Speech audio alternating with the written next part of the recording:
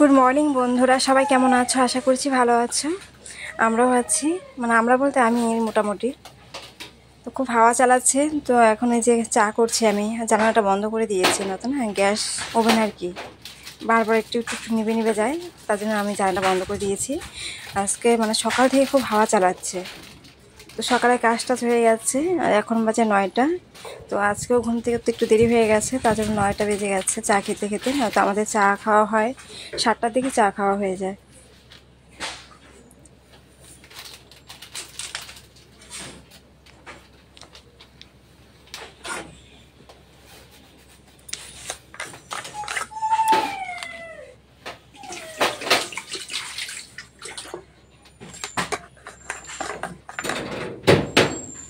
বাইরে আসছে হাওয়া আসছে।